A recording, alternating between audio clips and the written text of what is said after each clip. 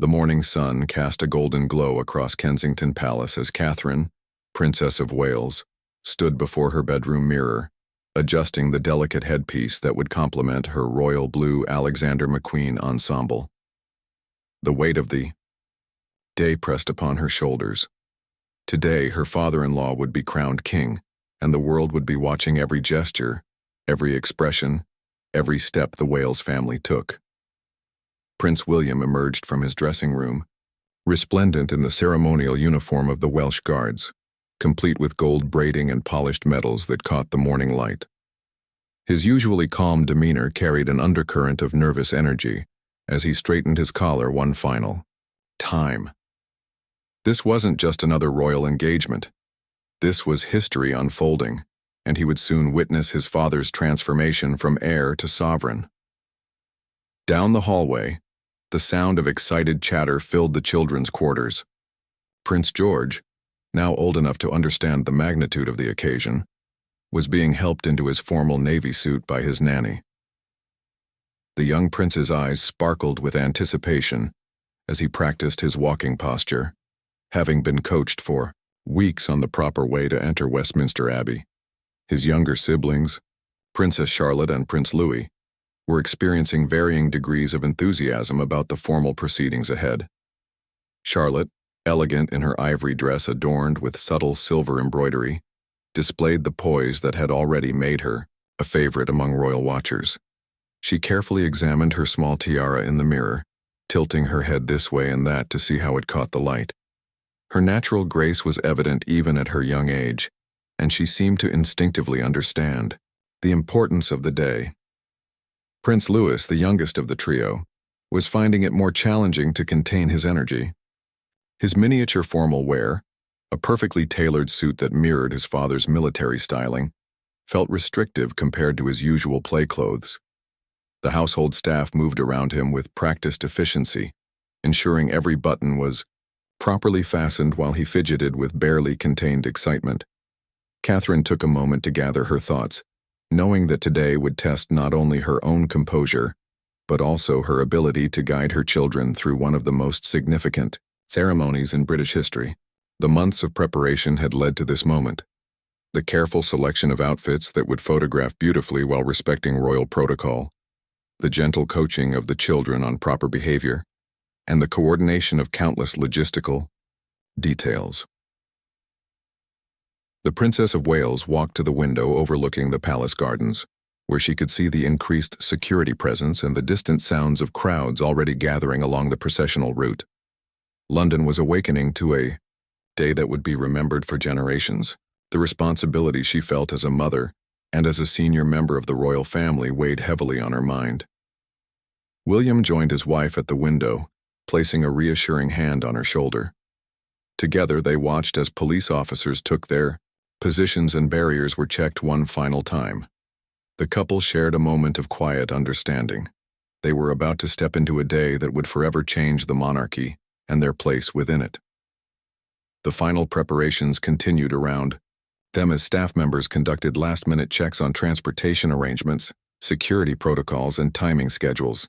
Every detail had been rehearsed multiple times, yet the unpredictable nature of live events, particularly those involving young children, meant that flexibility would be essential. As the appointed departure time approached, the Wales family began their final gathering in the palace's grand foyer. The children's excitement was palpable, though each expressed it differently. George with serious concentration, Charlotte with graceful anticipation, and Louis with barely contained physical energy that required gentle redirecting from his parents. Catherine made one last check of her appearance, knowing that photographers would capture every angle and fashion experts would analyze every choice. Her outfit had been selected not just for its beauty, but for its symbolic significance and its ability to photograph well in the varied lighting conditions they would encounter throughout the day. The sound of engines starting outside signaled that their convoy was ready. Palace staff moved with choreographed precision, ensuring that everything was in place for the Wales family's departure to Westminster Abbey, where they would play a central role in one of the most watched ceremonies in modern royal history. The convoy of sleek black vehicles pulled away from Kensington Palace with military precision, each car carrying members of the Wales family toward their destiny at Westminster Abbey. Catherine sat beside William in the lead vehicle, her hands folded elegantly in her lap, while she mentally reviewed the sequence of events that would unfold over the next several hours. The children occupied the vehicle behind them, accompanied by their trusted nanny and a protection officer. Through the tinted windows, the family could observe the transformed streets of London. Union Jack flags hung from every available lamppost and building, creating a patriotic corridor that stretched as far as the eye could see. Thousands of spectators had claimed their positions along the route hours before dawn, many wrapped in blankets and clutching thermos flasks of hot tea to ward off the morning chill. Prince George pressed his face to the window of his vehicle, marveling at the sea of people who had gathered to witness this historic day. Many in the crowd held homemade signs and flags, while others had elaborate costumes inspired by royal regalia. The young prince waved tentatively at some children who had spotted the royal convoy, earning enthusiastic waves in return. As the vehicles approached the first major intersection, the true scale of the security operation became apparent. Police officers in ceremonial dress lined the streets at regular intervals, while mounted officers on horseback provided both security and spectacle for the gathered crowds. Overhead, the distinctive sound of helicopters indicated that aerial surveillance was monitoring every aspect of the route. William felt a familiar mixture of pride and responsibility as he observed the enthusiasm of the British public. These were his future subjects, people who had risen early on a Saturday morning to participate in a ceremony that connected them to centuries of royal tradition. The weight of this connection to history and to the people was something he had been preparing for his entire life. Catherine noticed a group of young girls near Buckingham Palace who were dressed in miniature versions of royal gowns, complete with plastic tiaras and makeshift capes. Their obvious excitement reminded her of her own children's wonder at the pageantry surrounding royal life. She made a mental note to point out some of these special moments to Charlotte and Louis once they reached the Abbey. The convoy's progress was carefully timed to coordinate with the complex choreography of the day's events. Other members of the royal family were following similar routes from their respective residences, while foreign dignitaries and heads of state were arriving from their hotels and embassies. The logistics of coordinating hundreds of VIP arrivals required months of planning and split-second timing. As they crossed Westminster Bridge, the iconic towers of the Palace of Westminster came into full view, with Big Ben standing sentinel over the proceedings. The Thames reflected the morning sunlight, creating a picture-perfect backdrop for the thousands of photographers who had claimed strategic positions along the route. Every angle had been considered, every shot planned to capture the majesty of the occasion. Prince Louis, despite his parents' earlier coaching about appropriate behavior, was finding it increasingly difficult to contain his excitement. The combination of the crowds, the pageantry, and the break from normal routine was proving almost overwhelming for the young prince. His nanny quietly engaged him in a simple word game to help channel his energy constructively. The vehicle slowed as they approached the security perimeter around Westminster Abbey. Here, the crowds were held at a greater distance, but their enthusiasm was no less evident. Professional photographers with telephoto lenses captured every moment of the Wales family's approach, while television cameras broadcast live coverage to viewers around the world. William could see the ancient stones of Westminster Abbey growing larger through the windscreen, and he felt a profound connection to the countless generations of his family who had passed through those same doors for coronations, weddings, and state occasions. Today, his father would join that historical continuum in the most significant way possible. The security checks at the Abbey's perimeter were thorough but discreet, designed to ensure safety without disrupting the solemnity of the occasion. Each vehicle was cleared through multiple checkpoints, with protection officers coordinating seamlessly with Abbey security and Metropolitan Police specialists. Catherine took a deep breath as their vehicle approached the final checkpoint before the Abbey itself. Soon, they would step out into the full glare of international media attention, and every aspect of their appearance and behavior would be scrutinized by millions of viewers. The months of preparation had led to this moment when private individuals became public symbols of continuity and tradition. The convoy came to a gentle stop outside Westminster Abbey's main entrance, where a red carpet had been laid with mathematical precision across the ancient stone steps. The sound of the engines fading was immediately replaced by the distant roar of the crowds and the clicking of hundreds of cameras positioned at every conceivable angle around the Abbey's perimeter. William stepped out first, his polished boots making contact with the red carpet as he straightened his ceremonial uniform. One final time, the morning air carried the sound of church bells ringing across London, a tradition that had marked significant royal occasions for centuries. He turned to assist Catherine from the vehicle, offering his hand with the practiced grace that had become second nature after years of public appearances. Catherine emerged with characteristic elegance, her royal blue ensemble catching the morning light as photographers captured every detail of her appearance. The careful months of planning were evident in how perfectly her outfit photographed against the Gothic architecture of the Abbey. She paused for a moment to ensure her skirt fell properly and that her headpiece remained perfectly positioned. The children's vehicle arrived moments later, and the difference in their reactions to the overwhelming scene was immediately apparent. Prince George stepped out with serious concentration, clearly focused on remembering all the instructions he had received about proper behavior. His young face showed the weight of responsibility he felt as the future king's eldest son.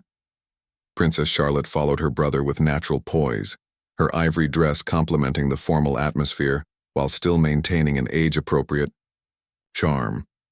She instinctively reached for her mother's hand, seeking reassurance in the face of the massive media attention focused on their family. Her small tiara caught the light as she looked up at the towering Abbey spires. Prince Louis required more encouragement to exit the vehicle, the sheer scale of the event temporarily overwhelming his usual confidence. The sounds of the crowd, the formal atmosphere, and the obvious importance of the occasion had finally impressed upon him that this was unlike any other day in his young life. His nanny offered quiet words of encouragement as he joined his siblings. The family gathered at the foot of the Abbey steps, with William and Catherine flanking their children in a formation that had been practiced, but still needed gentle adjustments. Palace staff moved discreetly around them, making final checks of clothing and ensuring that every detail met the exacting standards required for such a historically significant moment.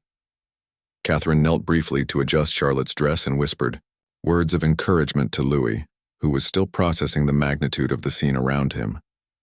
Her maternal instincts balanced perfectly with her royal duties, ensuring that her children felt supported while maintaining the dignity required by the occasion. The great doors of Westminster Abbey stood open before them, revealing glimpses of the incredible preparations that had transformed the ancient interior for the coronation ceremony. Flowers, banners, and ceremonial decorations created a visual feast that would serve as the backdrop for the most significant royal ceremony in over 70 years. Media representatives from around the world had claimed strategic positions to capture the Wales family's entrance, with their images destined for front pages and television broadcasts across the globe. The children's first glimpse of the assembled cameras and recording equipment was another reminder of the public nature of their private family moment. William took a moment to survey the scene, his trained eye noting the security personnel positioned at discrete intervals and the careful coordination of the various ceremonial elements. As the future king, he understood that today's events would establish precedents and create memories that would influence royal ceremonies for generations to come. The sound of organ music began to drift from within the Abbey, signaling that the ceremony was approaching its next phase. Other members of the royal family were arriving in carefully choreographed sequence, each entrance timed to contribute to the overall flow of the historic proceedings. Catherine gathered her children closer, offering final words of guidance about the behavior expected during the long ceremony ahead. She reminded them about sitting quietly, standing when appropriate, and remembering that their grandfather was about to become king. Her voice carried both authority and warmth, helping to calm any remaining nervousness. The Wales family began, their ascent of the Abbey steps, each footfall carefully placed on the red carpet that led toward their participation in one of the most ancient and significant ceremonies in British constitutional history. Behind them, the sounds of London continued, crowds cheering, bells ringing, and the distant sound of military bands preparing for the processional elements that would follow the service. As they reached the Abbey's threshold, The family paused for one final moment before crossing from the public realm into the sacred space where King Charles III would receive the crown that would transform him from heir to sovereign, forever changing their family's place in the long story of the British monarchy. The interior of Westminster Abbey had been transformed into a breathtaking spectacle that combined centuries of tradition with contemporary grandeur.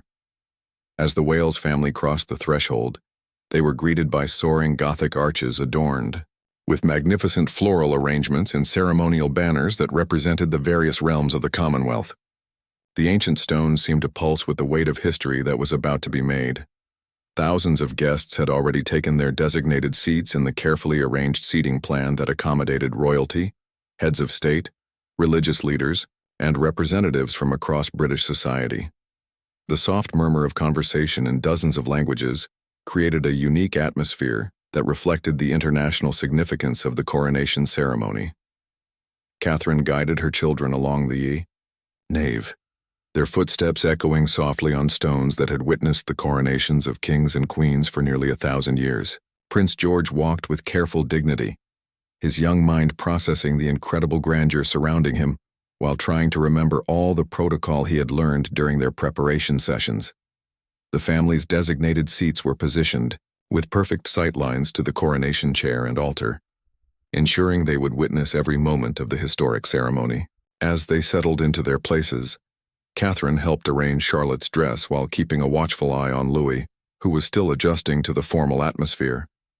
Archbishop of Canterbury Justin Welby moved through the abbey with quiet authority, making final preparations for the service that would transform Charles from prince to king.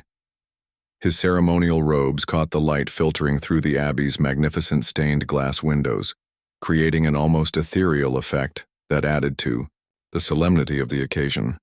The sound of the abbey's organ filled the sacred space with majestic harmonies that had been carefully selected to honor both tradition and the new reign about to begin.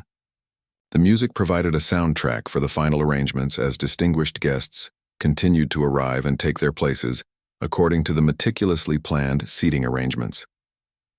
William felt a profound sense of historical continuity as he looked around the abbey, knowing that his own coronation would one day take place in this same sacred space. The weight of that future responsibility was balanced by his focus on the present moment and his support for his father's transition to the throne.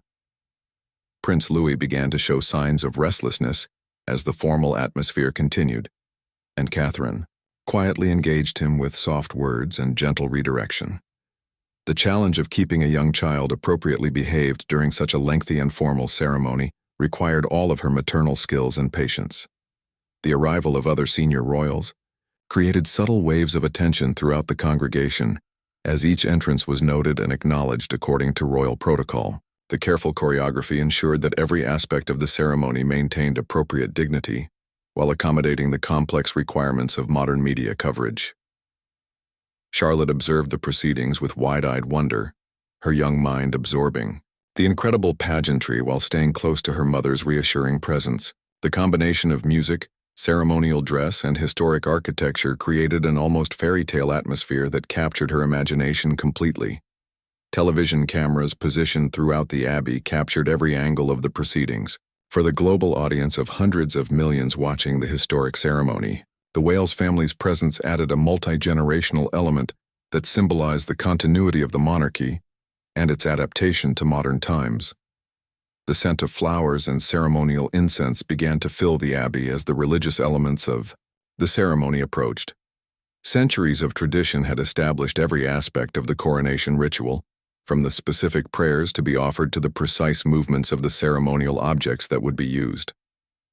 As the moment of the actual coronation drew nearer, a hush began to settle over the congregation. The informal conversations and gentle rustling of formal wear gave way to a more focused attention as everyone prepared to witness the constitutional and spiritual transformation about to take place. Catherine made final adjustments to ensure her children were comfortable and prepared for the most significant moments of the ceremony. Her role as mother needed to be balanced with her position as a senior royal, requiring her to maintain appropriate dignity while ensuring her children's needs were met. The Wales family represented both the present and future of the monarchy. As they sat in their places of honor, embodying the continuity that stretched back through centuries of British royal history, while pointing toward the reign that William would one day inherit. Their presence added personal meaning to the grand, constitutional ceremony about to unfold. The moment of coronation arrived with a silence so profound that it seemed to suspend time itself within Westminster Abbey's ancient walls. King Charles III, resplendent in the golden ceremonial robes that had been worn by monarchs for generations, approached St. Edward's chair with measured steps that echoed the footfalls of his predecessors across nearly 10 centuries of royal history. William felt his breath catch as he watched his father prepare to receive the crown that would forever change their family's dynamic and his own future responsibilities. The young prince's eyes were fixed on every detail of the ceremony, understanding that he was witnessing the moment when constitutional theory became living reality. The Archbishop of Canterbury lifted St. Edward's crown with reverent care, the ancient gold and precious stones catching the light from thousands of candles that illuminated the abbey's soaring interior. The weight of the crown represented far more than its physical mass. It carried the authority of the state, the traditions of the Commonwealth, and the expectations of millions of people around the world. Catherine watched with a mixture of personal emotion and professional duty as her father-in-law prepared to receive the ultimate symbol of royal authority. Her children sat beside her in varying states of attention, George with serious concentration, Charlotte with wide-eyed wonder, and Louis fighting to maintain the proper behavior expected during such a solemn moment. As the crown was placed upon King Charles III's head, a collective intake of breath seemed to ripple through the congregation. The constitutional transformation was complete. The heir had become the sovereign, and the Wales family's position within the royal hierarchy had simultaneously shifted to reflect this new reality. The moment of crowning was followed by the traditional acclamation, as voices throughout the abbey declared their recognition of the new monarch. The sound built from a whisper to a powerful chorus that filled the sacred space with an energy that seemed to bridge the gap between ancient tradition and contemporary celebration. Prince Louis, who had been remarkably patient during the lengthy ceremony, finally succumbed to the overwhelming nature of the proceedings. His small frame began to fidget more noticeably, and Catherine had to make the difficult decision between maintaining ceremonial propriety and addressing her child's needs. With characteristic grace, she managed both requirements simultaneously. Presentation of the regalia continued with each ceremonial object carrying its own historical significance and symbolic meaning.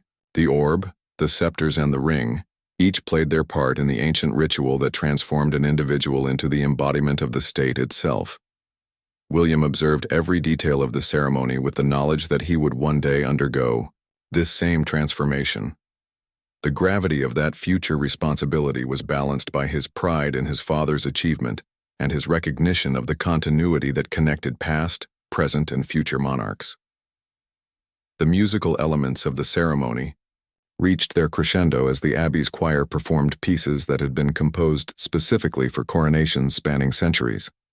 The combination of ancient melodies and contemporary arrangements created a sonic tapestry that honored tradition while acknowledging the modern context of the ceremony.